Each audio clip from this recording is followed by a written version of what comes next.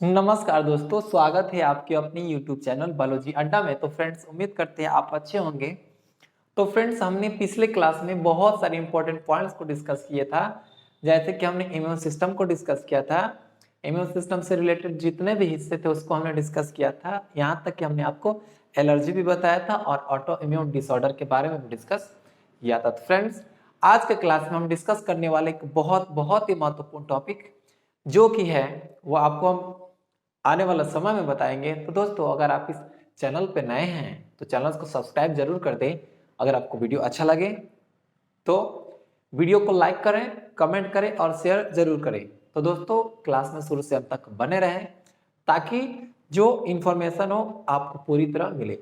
और अब चाहते हैं कि अगर ये इन्फॉर्मेशन स्प्रेड हो, दूसरे लोग भी इस बारे में जाने, तो आप इसे शेयर कर सकते हैं। तो चलिए क्लास को शुरू करते हैं फ्रेंड्स। और आज के क्लास में हम डिस्कस करने वाले हैं एक बहुत ही महत्वपूर्ण बीमारी, या जिसे आप बहुत ही डेंजरस बीमारी कह सकते हैं, जिससे एग्जाम में क्वेश्चंस आते हैं फ्रेंड्स। तो वो है एड्स, AIDS। जी हाँ, एड्स। एड्स का नाम सुन करके ही अंदर से एक डर सा आ जाता है लोगों के मन के, एड्स हो गया तो क्या होगा। क्योंकि फ्रेंड्स, डरना लाजिम होती है, क्योंकि इस बीमारी का अभी तक कोई इलाज ही नहीं है। यानी कि अगर एड्स हो गया तो व्यक्ति मरेगा, तभी जाकर के वो क्या होगा, खत्म होता है। तो फ्रेंड्स, चलिए आज हम डिस्कस करने वाले हैं एड्स के बारे में। तो फ्रेंड्स, यहां पर जो एड्स है, इसे हम कहते क्या है, तो इसे एक प्रकार से कह सकते हैं यह एक प्रकार का एक्वायर्ड डिजीज है, यानी कि उपार्जित रोग है। अब ये एक्वायर्ड डिजीज कैसे है, क्योंकि ये कॉन्जेनाइटल नहीं होता है, ये हमें जन्म से ही प्रेजेंट नहीं होता है, इसे लाइफ टाइम के अंदर ही एक्वायर्ड किया जाता है। तो फ्रेंड्स, यहाँ पे हम बात करते हैं कि एड्स के बारे में। तो क्या है, यह एक प्रकार का एक्वायर्ड डिसऑर्डर है, ये कॉन्जेनाइटल डिसऑर्डर नहीं है। डिफाइन किया जा सकता है, कॉन्जेनाइटल डिसऑर्डर नहीं है, डिसऑर्डर नहीं है, यह एक प्रकार का एक्वायर्ड डिसऑर्डर है, एक्वायर्ड डिसऑर्डर है। तो फ्रेंड्स, एक्वायर्ड डिसऑर्डर का मतलब होता है जिसे हम क्या करते हैं, अपने लाइफ टाइम के अंदर उपार्जित करते हैं। यानी कि वैसा डिसऑर्डर जो जन्म से प्रेजेंट नहीं होते हैं, जबकि जन्म के बाद अपने लाइफ टाइम के अंदर क्या करते हैं, उसको ग्रहण करते हैं, या वो हमें होती है, उसी को हम क्या कहते हैं, तो एक्वायर्ड डिसऑर्डर कहते हैं फ्रेंड्स। अब यहाँ पे नाम से ही साफ जाहिर है, एक्वायर्ड इम्यून डिफिशियंसी डिसऑर्डर, या इसको हम कहते हैं सिंड्रोम। तो फ्रेंड्स, यहाँ पे एड्स के बारे में अगर हम कहें तो यह एक प्रकार का इम्यून डिफिशियंसी डिसऑर्डर है। क्या फ्रेंड्स, तो यह एक प्रकार का इम्यून डिफिशियंसी डिसऑर्डर है। अब यहाँ पे डिसऑर्डर है किस प्रकार से, तो फ्रेंड्स ध्यान देंगे, क्योंकि इसमें इम्यूनिटी होती है घट जाती है, जिससे अगर कोई बीमारियां होती हैं तो ठीक नहीं होता। आगे हम बात करेंगे। फिलहाल आप यहाँ पे एक टर्म देख रहे हैं, ये सिंड्रोम। अभी तक आप डिजीज जानते आते हैं, डिसऑर्डर जानते आ रहे हैं, बट आपने सिंड्रोम इसमें ही सुना। तो फ्रेंड्स, आपको बता दें कि सिंड्रोम का मतलब होता क्या है, तो group of symptoms, group of symptoms. यानी कि कहने का मतलब हुआ फ्रेंड्स कि यहां पर ये जो बीमारी होगी तो उसमें बहुत सारे सिम्टम्स आपको देखने मिलेंगे। सो दैट सिम्टम का मतलब होता है ग्रुप ऑफ सिम्टम्स। यानी कि यहाँ पे जो इम्यून जो सिस्टम है वो कमजोर होगा, जिससे बहुत सारी क्या होंगी, बीमारियां उत्पन्न होंगी, बहुत सारे सिम्टम्स उत्पन्न होंगे। तो उम्मीद करते हैं फ्रेंड्स, ये एड्स क्या है, तो एक प्रकार का एक्वायर्ड डिसऑर्डर है, ये कॉन्जेनिटल डिसऑर्डर नहीं है, और ये इम्यून डिफिशियंसी डिसऑर्डर है फ्रेंड्स। अब यहाँ पे हम बात करते हैं, इससे रिलेटेड कुछ महत्वपूर्ण बातें हैं।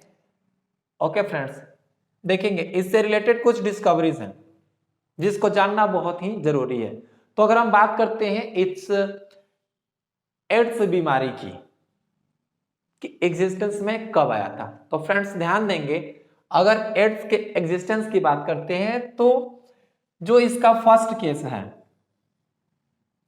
एड्स का जो फर्स्ट केस है फ्रेंड्स, वो 1981 में USA, United state of America, यानी कि एड्स का पहला केस यूनाइटेड स्टेट अमेरिका में 1981 में आया था। और फ्रेंड्स वो कहां आया था, तो होमोसेक्सुअल, समलैंगिक के अंदर। अब ये होमोसेक्सुअल का मतलब क्या होता है तो समझते हैं फ्रेंड्स। जैसे देखिए, होमोसेक्सुअल का मतलब होता है, होमो मतलब होता है सेम टू सेम, और सेक्सुअल मतलब लैंगिक।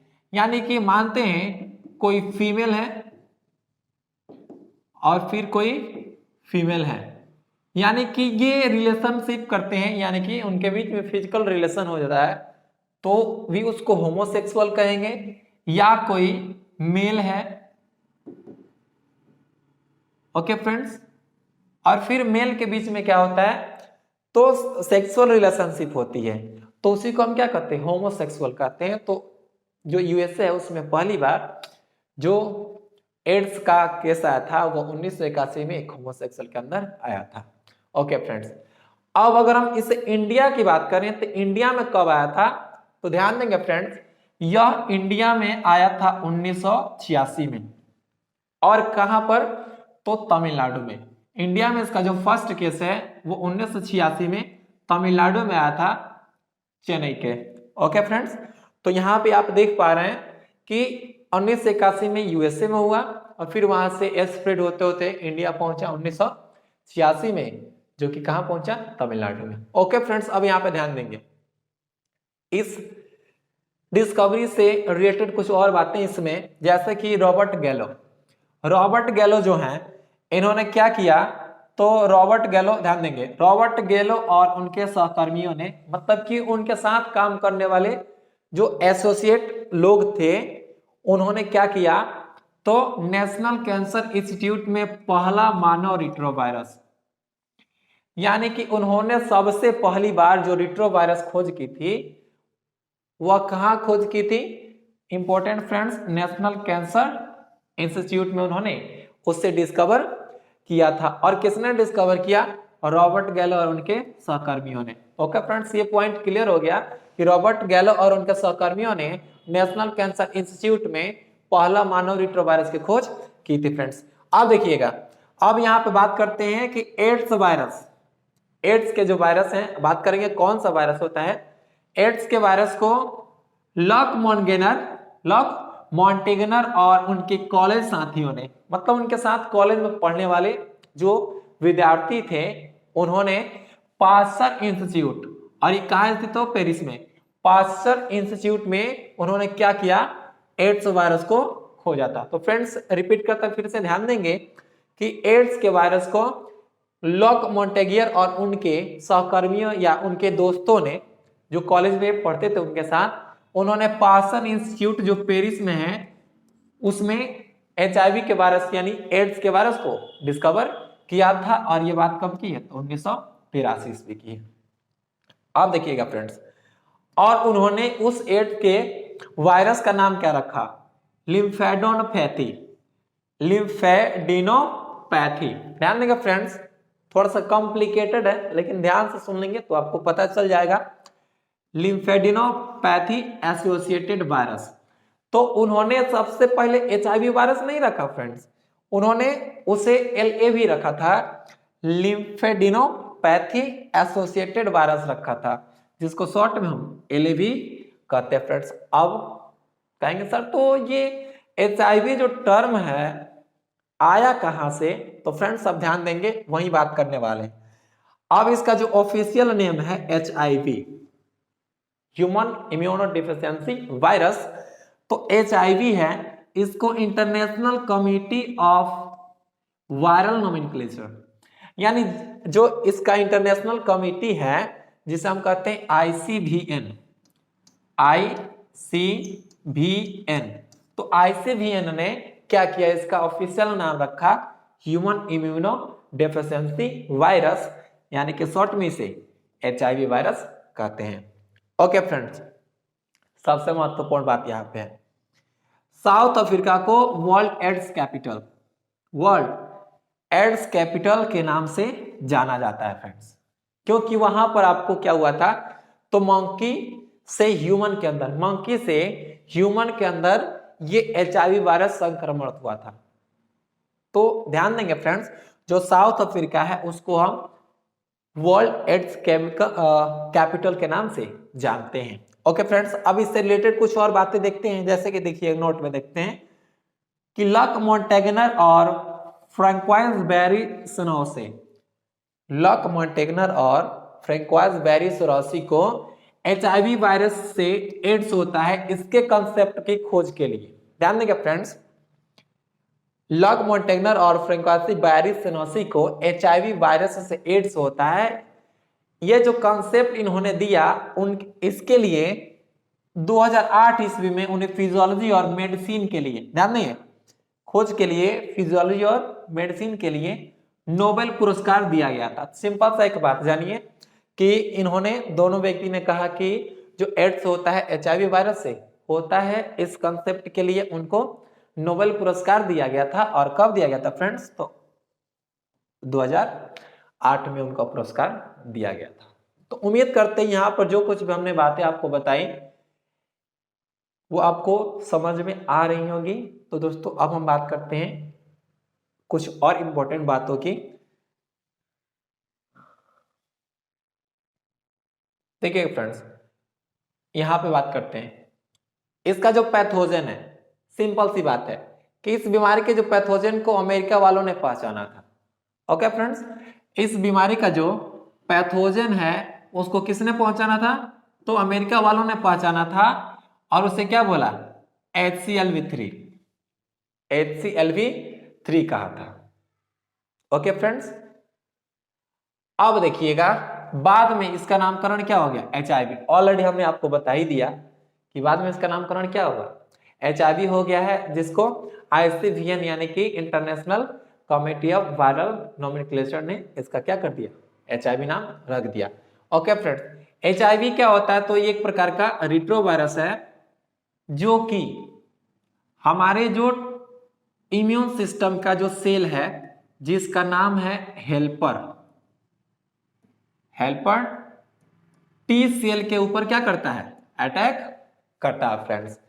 तो हमने यहां पर देखा, अब हम यहां पर देख लेते हैं जो इसका जो पैथोजन है HIV, वो दिखता कैसा है, उसकी संरचना कैसी होती है। तो चलिए फ्रेंड्स देखते हैं, हम एक बार फिर से रिपीट करते हैं कि अमेरिका वालों ने इस बीमारी के पैथोजन को पहचाना और क्या नाम रखा, HCLV3 रखा, बाद में इसका नाम HIV हो गया। और एक प्रकार का क्या है, तो एक प्रकार का रिट्रोवायरस है जो इम्यून सिस्टम के हेल्पर T सेल पर एक्शन करता है, अटैक करता है। ओके फ्रेंड्स,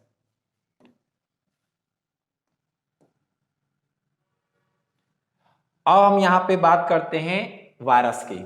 तो फ्रेंड्स आपको वायरस का ये डायग्राम दिख रहा है।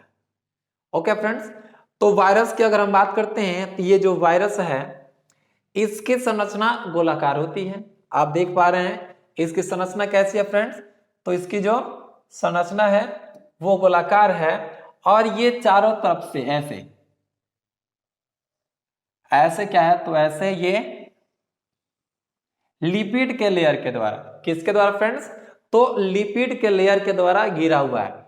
अगर हम क्या कर देंगे, अगर हम इसके मेम्ब्रेन को देखते हैं ऐसे फ्रेंड्स, मेम्ब्रेन को देखेंगे तो इसमें आपको दो मेम्ब्रेन दिखेंगे। तो पहला पॉइंट इसका यही हुआ कि वायरस क्या होता है, गोलाकार होता है। कौन सा वायरस, HIV वायरस, और ये लिपिड के लेयर के द्वारा घिरा होता है फ्रेंड्स।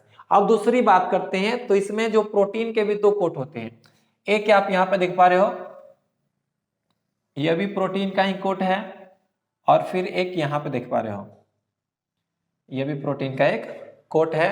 तो प्रोटीन के इसमें कोट पाए जाते हैं, और कौन सा प्रोटीन होता है, ग्लाइकोप्रोटीन होता है, सब कुछ हम देखेंगे अभी।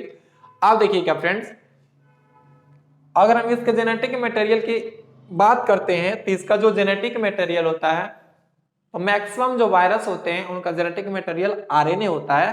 तो फ्रेंड्स इसका भी जेनेटिक मटेरियल RNA होगा।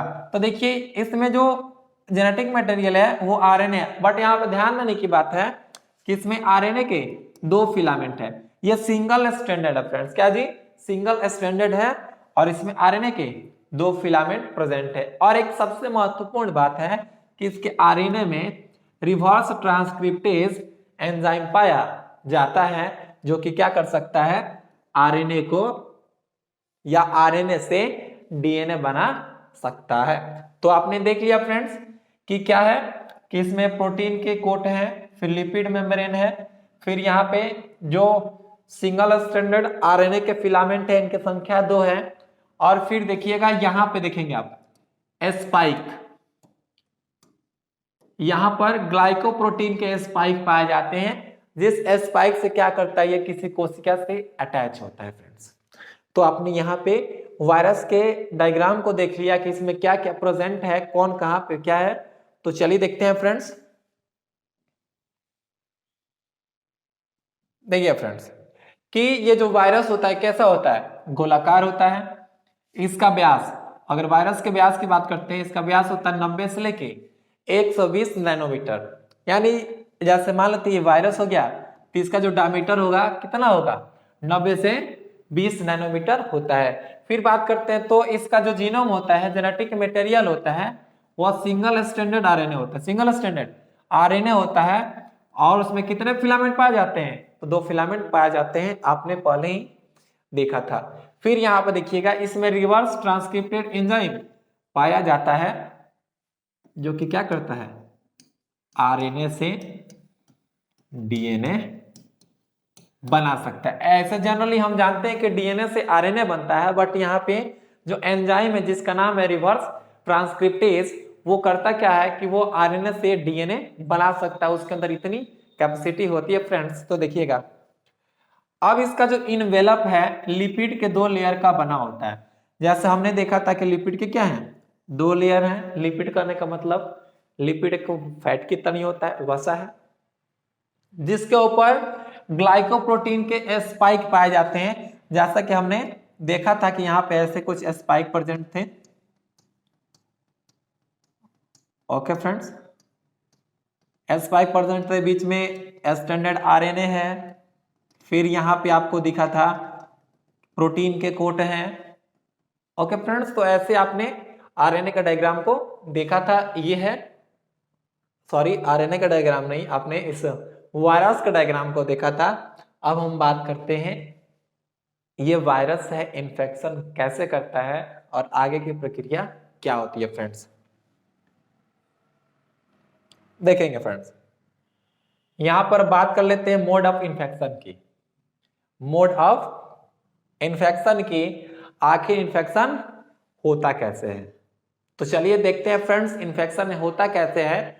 तो अगर आपको ये अच्छा लग रहा हो तो इसे लाइक करें और ज्यादा से ज्यादा शेयर करें फ्रेंड्स। अब देखिए इन्फेक्शन कैसे होगा, समझने का प्रयास करेंगे। हम आपको सब कुछ बताएंगे, कैसे ट्रांसफर होता है, कैसे इसका इन्फेक्शन होता है, एक बार समझ लेंगे फिर हम आपको बताते हैं। जैसे देखिए मानते हैं क्या है, ये एक वायरस है, ये एक वायरस है और एचआईवी जिसका नाम है।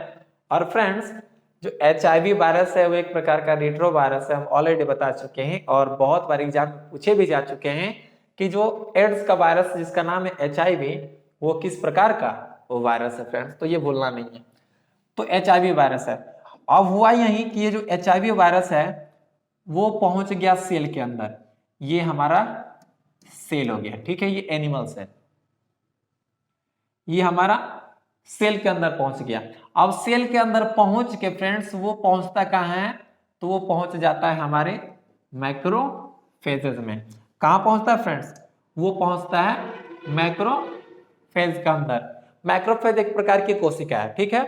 अब देखिए मैक्रोफेज के अंदर पहुंच जाता है और पहुंच करके करता क्या है, तो अपने आरएनए को उसके अंदर इनबिल्ड कर देता है, इनकॉर्पोरेट कर देता है। अब जब इनकॉर्पोरेट कर देता है तो होता यही है कि वहां पर आरएनए से क्या बन जाता है, डीएनए बन जाता है। ओके फ्रेंड, तो वहां पर डीएनए बन गया जो कि कहलाएगा वायरल डीएनए।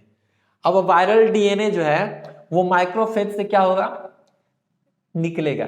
ओके फ्रेंड्स, तो वायरल जब सेल क्या हो जाएगा, इन्फेक्टेड हो गया है, तो वायरल डीएनए बन चुका है और वायरल डीएनए सहित ये कहां पहुंच जाएगा, तो पहुंच जाएगा हेल्पर टी सेल के अंदर।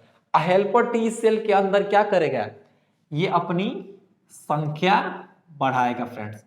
अब ये अपनी संख्या बढ़ाएगा और जब उसमें क्या होंगे, इन्फेक्शन होंगे, तो जाहिर सी बात है सेल्स क्या होंगे, डिस्ट्रॉय होंगे।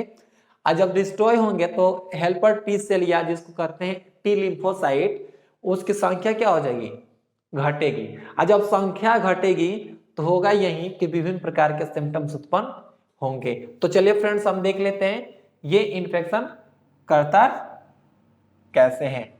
देखिए फ्रेंड्स, सबसे पहले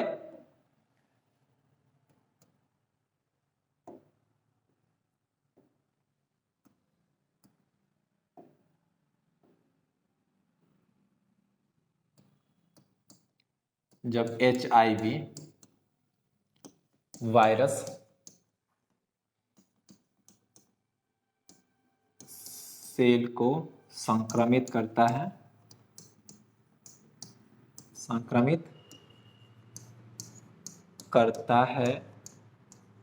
या सेल में प्रवेश करता है। तो फ्रेंड्स क्या करता है, सेल को संक्रमित करता है, सेल में प्रवेश करता है, तब वो मैक्रोफेज के अंदर जाता है, तब वह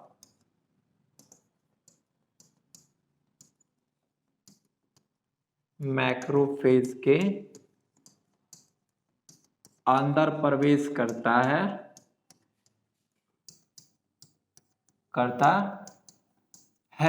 तथा अपने आरएनए से डीएनए बनाता है। ओके फ्रेंड्स, तो यहाँ पे आप देख पा रहे हैं कि जब क्या होता है, HIV का जो वायरस है सेल को संक्रमित है, सेल के अंदर प्रवेश कर जाता है, तब वो मैक्रोफेज के अंदर प्रवेश करता है तथा अपने आरएनए से डीएनए बनाता है। अब देखेंगे फ्रेंड्स, अब यह मैक्रोफेज से हेल्पर टी सेल के अंदर प्रवेश करता है। हेल्पर टी सेल के अंदर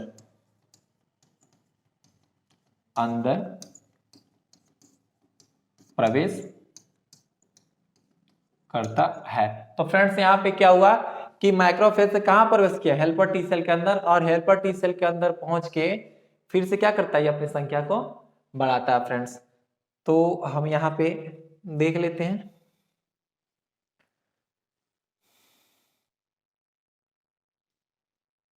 देखिएगा फ्रेंड्स, अब क्या होता है कि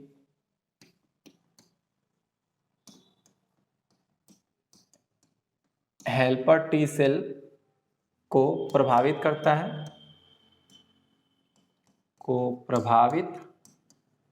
है, तब टी सेल या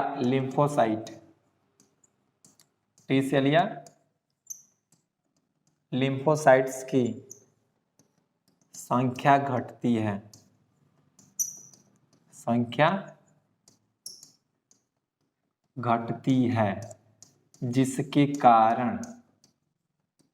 जिसके कारण विभिन्न प्रकार के सिम्टम्स उत्पन्न होते हैं। विभिन्न प्रकार के सिम्टम्स उत्पन्न होते हैं।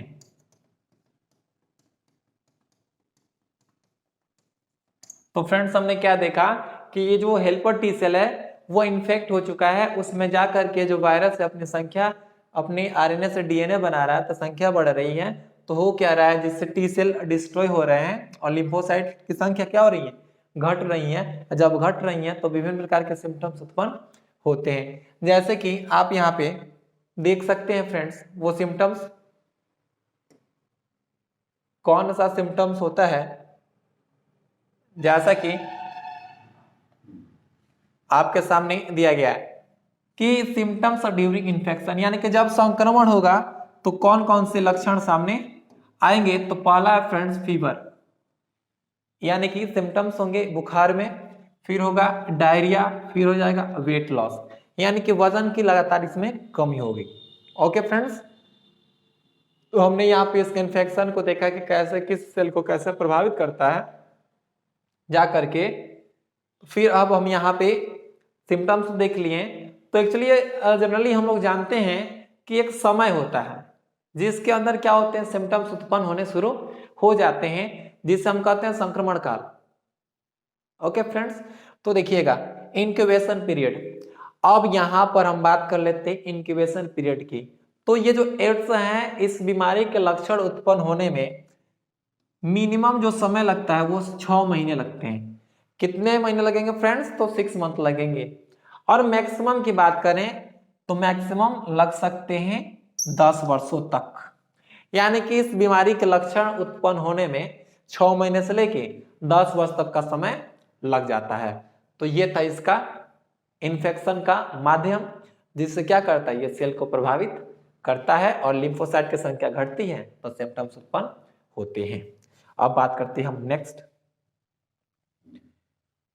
जो कि फ्रेंड्स इसका ट्रांसमिशन, यानी कि इस बीमारी का जो ट्रांसमिशन है वो होता कैसे है, तो देखने का प्रयास करेंगे फ्रेंड्स। अगर ट्रांसमिशन की बात करते हैं फैलता कैसे है, तो देखिए HIV वायरस ट्रांसमिटेड विया ब्लड एंड सीमेन, यानी कि HIV के जो वायरस हैं या तो ब्लड से फैलेंगे या तो सीमेन से फैलेंगे। दो ही इसमें मुद्दे हैं, या तो खून से फैलेगा या तो वीर्य से। ओके फ्रेंड्स, अब हम देखिए कुछ माध्यमों की बात कर लेते हैं जिससे यह क्या होता है, फैलता है। तो देखिए फ्रेंड्स, पहला है ब्लड ट्रांसफ्यूजन। अब ब्लड ट्रांसफ्यूजन का मतलब क्या, जैसे हम करते क्या है कि किसी व्यक्ति को खून की आवश्यकता होती है तो उसको हम खून चढ़ाते हैं। तो दोस्तों खून चढ़ाने क्या होता है, ब्लड ट्रांसफ्यूजन होता है। तो उम्मीद करते हैं ब्लड ट्रांसफ्यूजन आप ऑलरेडी जानते होंगे, और नहीं जानते हो तो दोस्तों जान लेंगे कि खून चढ़ाने क्या होता है, ब्लड ट्रांसफ्यूजन होता है। अब देखिएगा दूसरा है कंटामिनेटेड नीडल एंड सिरिंज। अब देखिए हुआ यही कि आप गए डॉक्टर के पास और वो डॉक्टर ने पहले से लगाए गए इंजेक्शन को ही आपको इंजेक्ट कर दिया। उसने नया इंजेक्शन नहीं लिया फ्रेंड, उसी इंजेक्शन को दवा भर के आपको लगा दिया। अब क्या पता, आपको तो पता है नहीं कि इंजेक्शन कैसा है। अब हुआ यही कि वो इंजेक्शन जिस व्यक्ति को उसने पहले लगाया था, संयोगवश वो व्यक्ति पहले एड्स से संक्रमित था। ना ही यह बात डॉक्टर को पता है और ना ही यह बात आपको पता है। तो फ्रेंड्स हुआ यही कि जो सिरिंज है वो क्या हो गया है, उसका जो नीडल है पूरी तरह कंटामिनेटेड हो गया है, इन्फेक्टेड हो गया है। अब इन्फेक्टेड हो चुका है और उसी से आपको इंजेक्ट कर देगा, तो होगा यही कि बीमारी आपके अंदर अब पहुंच जाएगी। तो पहली बात कि ब्लड ट्रांसफ्यूजन से फैलता है, दूसरी बात कि इन्फेक्टेड नीडल और सिरिंज से फैलता है। अब देखिएगा फ्रेंड्स, अब तीसरी बात करते हैं इन्फेक्टेड रेजर। जैसे देखिए आप जाते हैं नाई के पास शेविंग कराने, आप गए नाई के पास, आपने क्या किया, तो शेविंग कराया, और बट नाई ने क्या किया, पहले से जो रेजर लगा हुआ था या ब्लेड कह सकते हैं, ब्लेड लगा हुआ था उसको उसने चेंज नहीं किया और उसी ब्लेड से आपका शेविंग कर दिया। एक्चुअली क्या होता है, जब शेविंग किया जाता है तो जहां तहां कट जाते हैं, जहां तहां कट जाते हैं तो उससे होती है ब्लीडिंग। अब सपोज करते हैं कि क्या हुआ, कट गई, ये जो ब्लड है वो ब्लेड के ऊपर लग गया। अब वो ऐसे ही उस व्यक्ति यानी जो नाई है उसने उसको रख दिया और फिर आप गए वहां पे और उसी ब्लेड से आपको सेव कर दिया। अब जब सेव करेगा तो हमने आप ही को ऑलरेडी बताया है कि ब्लड से फैलता है। तो ब्लड क्या हुआ, जब सेव किया तो आपको भी कहीं कटा, जब कटा तो जो ब्लड में वायरस प्रेजेंट है वो ब्लड के रास्ते आपके शरीर के अंदर चला गया। तो इस प्रकार से जो रेजर है उससे भी क्या होता है, फैलता है। तो जब आप डॉक्टर ये नाई के पास जाएं तो कहे कि आप क्या करें, नया ब्लेड यूज करें, ना कि पहले से लगा हुआ ब्लेड यूज करें। ओके फ्रेंड्स, अब देखिएगा सेक्सुअल इंटरकोर्स। सेक्सुअल इंटरकोर्स सबसे जो ये बीमारी है इसको हम एसटीडीएस के अंतर्गत ही रखते हैं। अब क्यों रखते हैं, सबसे मेन कारण यही है कि बीमारी सेक्सुअल इंटरकोर्स से ज्यादा फैलता है, क्योंकि आपको हमने शुरू में ही बताया था कि होमोसेक्सुअल के द्वारा ये फैला था। तो यानी कि ये सेक्सुअल इंटरकोर्स से फैलता है। इसलिए ध्यान देंगे फ्रेंड्स कि एड्स को सेक्सुअल ट्रांसमिटेड डिजीज भी कहते हैं। आप इसे नोट कर लेंगे कि एड्स को sexual transmitted disorder, sexual transmitted disorder कहा जाता है, क्योंकि यह बीमारी सेक्सुअल इंटरकोर्स से फैलती है फ्रेंड्स। ओके, अब देखिएगा जो नेक्स्ट ट्रांसमिशन का मोड है वो है आर्टिफिशियल इंसेमिनेशन। आर्टिफिशियल इंसेमिनेशन का मतलब आप समझिए, यहां पे क्या होता है कि जो स्पर्म डोनर होते हैं वो स्पर्म को डोनेट कर दिए। अब ये जो स्पर्म डोनेट किए हैं उस व्यक्ति का स्पर्म है जो कि ऑलरेडी क्या है, एड्स से संक्रमित है, बट आपने तो उसको टेस्ट कराया नहीं कि वो स्पर्म से जो एड्स से संक्रमित है उस व्यक्ति का जो स्पर्म है उसमें वायरस है कि नहीं। तो हुआ यही कि उसी स्पर्म को किसी दूसरे जो रेसिपिएंट है उसके अंदर आपने इंसेमिनेट कर दिया। ओके फ्रेंड्स, आपने एक चैप्टर था रिप्रोडक्टिव हेल्थ, प्रजनन स्वास्थ्य, हाँ प्रजनन स्वास्थ्य में आप आर्ट पढ़ रहे थे और आर्ट में आर्टिफिशियल इंसेमिनेशन की बात आई थी। यानी कि क्या होता है कि जब व्यक्ति है या जैसे कि कोई कपल है तो जो मेल कपल है उसमें जो स्पर्म है वो पर्याप्त मात्रा में नहीं बन पा रहे हैं कि वो फादर बन सके, इसलिए क्या होता है वह डोनर से स्पर्म को लिया जाता है और उस स्पर्म को जो फीमेल है उसके अंदर उसको ट्रांसफर किया जाता है, इंसेमिनेट किया जाता है। तो मान लेते तो व्यक्ति क्या है एड्स से संक्रमित है तो उसका सीमेन भी क्या होगा, संक्रमित है, उसमें वायरस है, तो उसी सीमेन को फीमेल के अंदर प्रवेश करा दिया जाएगा तो क्या होगा कि फीमेल भी क्या हो जाएगी, एड्स से संक्रमित हो जाएगी। तो फ्रेंड्स से आर्टिफिशियल इंसेमिनेशन से भी ट्रांसमिट होता है। फिर ऑर्गन ट्रांसप्लांट, यानी कि मानते हैं कि आपका लीवर है, किडनी है, हार्ट है, आपका लीवर खराब हो गया, किडनी खराब हो गया, हार्ट खराब हो गया, तो आप क्या करते हैं कि डोनर से उसको लिया जाता है।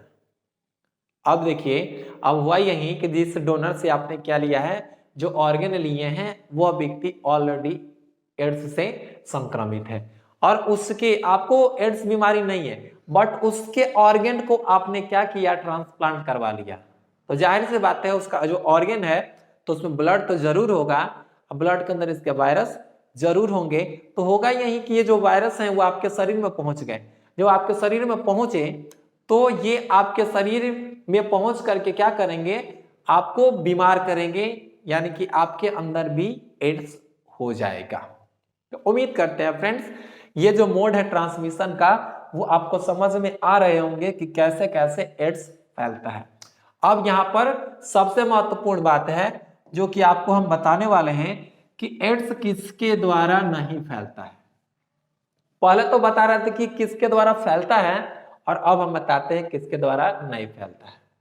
एक बात जानिए, ब्लड और सीमेन, ब्लड और सीमेन को छोड़ करके और किसी से नहीं फैलता है। Clear? Okay friends, insect bite, यानी कि कोई इंसेक्ट काट लेगा, मान लो संक्रमित व्यक्ति को काटा और फिर वो आपको काट दिया तो क्या ये वायरस फैल जाएगा? तो बिल्कुल नहीं, क्योंकि वायरस सबसे पहले इंसेक्ट में जाएगा तो इंसेक्ट में क्या होगा, तो वायरस नहीं जीवित रहता। ओके, आप देखिएगा कह रहे कि किसी भी कीट के काटने से नहीं होता है। क्राउडेड ट्रांसपोर्ट, अब नहीं है कि आप बस में बैठे हैं उसमें बहुत सारे लोग हैं और उसी में कोई एड्स से संक्रमित व्यक्ति बैठा है तो आपको भी एड्स हो जाएगा, तो ऐसा कुछ नहीं है। फिर है कि हैंड शेकिंग, यानी संक्रमित व्यक्ति से आप हैंड शेक कर लेते हैं, हाथ मिला लेते हैं तो क्या आपको एड्स हो जाएगा? तो ऐसा बिल्कुल नहीं है फ्रेंड, तो हैंड शेकिंग से ये नहीं फैलता है। फिर शेयरिंग टेलीफोन, मतलब कि आपने क्या किया, आपका फोन है और आप फोन यूज कर रहे हैं और आपने फोन को किसी व्यक्ति को दे दिया और वो व्यक्ति संक्रमित है और फिर आपने फोन लिया और यूज किया तो क्या आपको एड्स हो जाएगा? तो ऐसा बिल्कुल नहीं है, आपको एड्स नहीं होगा, डरने की कोई जरूरत नहीं है। फिर कहते हैं स्विमिंग पूल और टॉयलेट, यानी कि आप स्विमिंग पूल में गए नहाने और उसमें संक्रमित व्यक्ति भी स्नान कर रहा है, तो ऐसा नहीं है कि स्विमिंग पूल में वो स्नान कर रहा है तो वहां का जो पानी है वो इन्फेक्टेड हो गया, ऐसा बिल्कुल नहीं है फ्रेंड्स। तो स्विमिंग पूल में और ना ही टॉयलेट यूज करने से ये बीमारी फैलती है। ओके, अब यहाँ पे है किसिंग, यानी किस करने से भी ये बीमारी नहीं फैलती है फ्रेंड्स। तो यहाँ पे ये कुछ आपको हमने इंपॉर्टेंट बातें बता दी ताकि आप इन सब बातों से डरे नहीं कि क्या इससे द्वारा भी फैल जाएगा, इससे द्वारा भी फैल जाएगा, तो ऐसा बिल्कुल नहीं है। फैलने का कारण, जो फैलने का माध्यम है वो आपको यहाँ पे हमने लिस्ट कर दिया है, इसके द्वारा ये फैलता है। तो उम्मीद करते हैं फ्रेंड्स आपको ये समझ में आ रही होगी किसके द्वारा फैलता है, किसके द्वारा नहीं फैलता है। क्योंकि देखिएगा एड्स एक छुआछूत की बीमारी नहीं है कि वह सटे तो आपको हुआ, ये कोरोना नहीं है कि सटे तो आपको पकड़ लेता है या पकड़ ले रहा था, यहाँ पे ऐसी बात नहीं है, ये थोड़ा समझदार वायरस है। ओके फ्रेंड्स, अब देखिए जब भी फैलता है तो ब्लड और सीमेन से ही फैलता है। ओके फ्रेंड्स, तो यहाँ पे ट्रांसमिशन हमने देख लिया, इन्फेक्शन होता है तो कैसे, किस सेल में क्या होता है। अब बात कर लेते हैं कि ये जो बीमारी है उसके सिम्टम्स क्या हैं, लक्षण क्या हैं। तो फ्रेंड्स देखिएगा, इस बीमारी के अगर हम लक्षण की बात करते हैं कि संक्रमित व्यक्ति है उसको कौन कौन से लक्षण दिखेंगे, तो यहाँ पे है चिल्स, यानी कि उसे हल्की ठंड लगती है फ्रेंड्स। उसे क्या होता है, हल्का ठंड लगता है। देखिए फ्रेंड्स, उसे क्या होगा, हल्का ठंड लगेगा। फिर देखिएगा फैटिग, यानी कि उसे थकान महसूस होती है। दूसरा क्या है, पहला चिल्स है, दूसरा है थकान महसूस होता है। फिर देखिएगा मसल एक, यानी कि मांसपेशियों में उसे दर्द महसूस होगा। फिर है यहाँ पे गला, जो गला है यहाँ पे जो लिम्फ नोड्स है उसमें जो गला है उसमें लिम्फ नोड से क्या हो जाएगा, फूल जाता है, उसमें सूजन हो जाती है। फिर यहाँ पे देखिएगा हाथ के ऊपर ये रसेस दिखाई दे रहे हैं, मतलब कि लाल लाल धब्बे उत्पन्न हो जाते हैं, ये इसके सिम्टम्स है। फिर यहाँ पे देखिएगा माउथ अल्सर, यानी कि मुंह में छाले होती है। अब ऐसा नहीं कि आपके मुंह में भी छाले तो आप समझ लेंगे क्या कि एड्स हो गया, ऐसा कुछ नहीं है, ये इसके सिम्टम्स हैं, जो कि सभी सिम्टम्स मिलेंगे तभी जाकर के ये कहा जा सकता है कि व्यक्ति एड्स से संक्रमित है। सिर्फ एक सिम्टम से ऐसा कुछ नहीं होता है। अब देखिएगा नाइट स्वेट्स, यानी कि हुआ यही कि व्यक्ति को रात में क्या होते हैं, पसीने आते हैं, चाहे वो दिन गर्मी का हो चाहे वो ठंडी का हो, पसीना कब आता है, रात में आता है। ओके फ्रेंड्स, और यहाँ पे इस व्यक्ति को क्या होता है, बुखार होता है। और हमने आपको पिछले क्लासेस में बताया है कि कोई भी इन्फेक्शन होता है वायरस के द्वारा हो या बैक्टीरिया के द्वारा हो, तो पहला जो सिम्टम उत्पन्न होता है वो होता है फीवर। तो व्यक्ति में सबसे पहले क्या उत्पन्न होगा, फीवर उत्पन्न होगा। तो फ्रेंड्स अब देखिए, अब इसके बाद है सोर थ्रोट, यानी कि गला सूखा सूखा रहता है, रूखा सूखा रहता है, इसमें हिचकिचाहट होती है, खिचखिचाहट होती है। तो ऐसे ही सिम्टम्स होते हैं किसके, तो एड्स के सिम्टम्स ये आपके सामने दिए गए हैं। अब हम बात कर लेते हैं आगे चल करके इसका डायग्नोसिस कैसे करेंगे, इस बीमारी का जांच कैसे करेंगे फ्रेंड्स।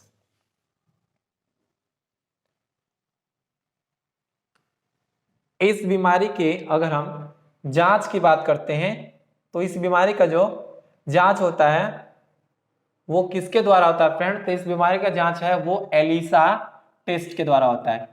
इस बीमारी के डायग्नोसिस के लिए कौन सा टेस्ट प्रिफर किया गया है, तो वो है एंजाइम लिंक्ड इम्यूनोसॉर्बेंट एसे, यानी कि एलिसा टेस्ट। तो फ्रेंड्स एलिसा टेस्ट के द्वारा हम डिटेक्ट कर सकते हैं एड्स के वायरस के एक्टिविटी को, यानी एड्स के बीमारी की जांच कर सकते हैं। या एक और तकनीक है जिसे हम कहते हैं साउदर्न ब्लॉटिंग, इसके द्वारा भी एड्स की डायग्नोसिस किया जा सकता है, जांच किया जा सकता है। ओके फ्रेंड्स, अब यहाँ पे हम बात कर रहे हैं ट्रीटमेंट की। शुरू में हमने आपसे बताया है कि इसका कोई इलाज नहीं है, बट ध्यान देंगे फ्रेंड्स, व्यक्ति के लाइफ को थोड़ा सा और अधिक मतलब थोड़ा खींच खाच करके थोड़ा और बढ़ा देने से यानी कि जो बीमारी है वो तो ठीक होगा नहीं, मतलब उसको कुछ हद तक क्या या कुछ देर तक कुछ दवाएं दी जा सकती हैं जिससे उसको थोड़ी सी राहत हो, बट ये ठीक नहीं होगा फ्रेंड्स, आपको बता देते हैं।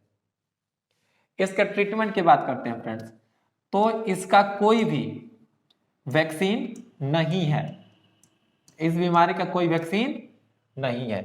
अब जो संक्रमित व्यक्ति है आप उसे डिडावोडिन या एजिडोथायमिन ड्रग्स दे सकते हैं या डिडानोसिन यानी कि डाइडिऑक्सीनोसिन या डीडीआई दे सकते हैं, जिससे क्या होगा कि कुछ सिम्टम्स उसको राहत मिलेगी, बट फ्रेंड्स वो पूरी तरह क्योर नहीं होगा।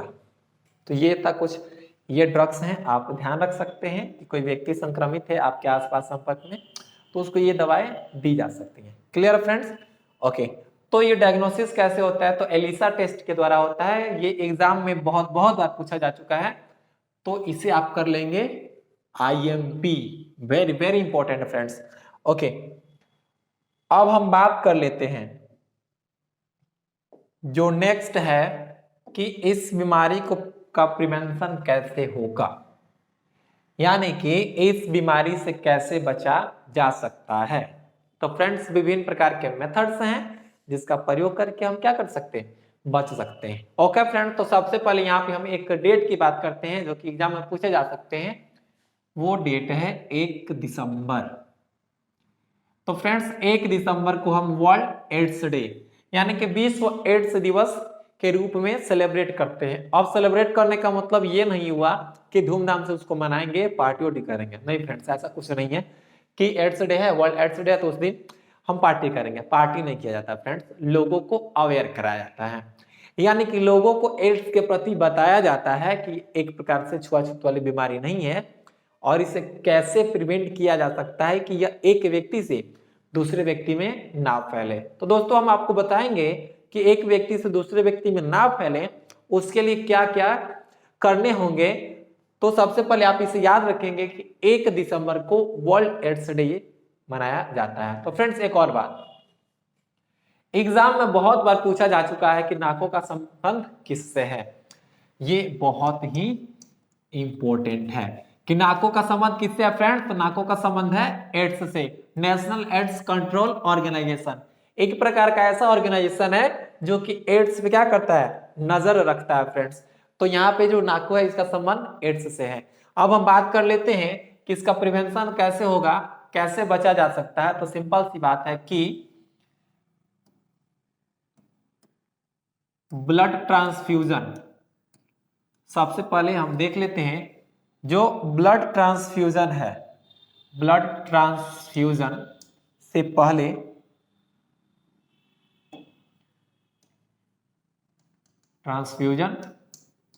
पहले ब्लड टेस्ट करवा लेंगे, ब्लड टेस्ट करवाएंगे। अब क्यों करवाएंगे फ्रेंड्स, क्योंकि हमें पता चल जाए कि जो ब्लड है वो संक्रमित है कि नहीं है, तो पहले की टेस्ट करवा करके ब्लड ट्रांसफ्यूज कराएंगे। दूसरी बात, इन्फेक्टेड रेजर का यूज नहीं करेंगे, रेजर का प्रयोग नहीं करेंगे। तीसरी बात की बात करें तो तीसरी बात है कि अनप्रोटेक्टेड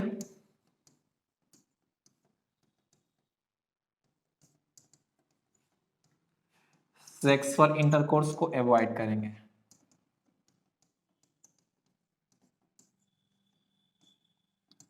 कोर्स को अवॉइड करेंगे। तो फ्रेंड्स यहाँ पे ये कुछ क्या है बिंदु हैं जिसको हम ध्यान रख सकते हैं और ध्यान रख करके इस बीमारी से हम बच सकते हैं। ठीक है, तब फ्रेंड्स ये कि कैसे प्रिवेंशन होता है और फ्रेंड्स हम इस बीमारी के बारे में लोगों को जागरूक भी कर सकते हैं कि बीमारी कैसे फैलता है और इसे कैसे बचा जा सकता है। तो दोस्तों उम्मीद करते हैं आपको एड्स समझ में आ गई होगी कि एड्स होता क्या है।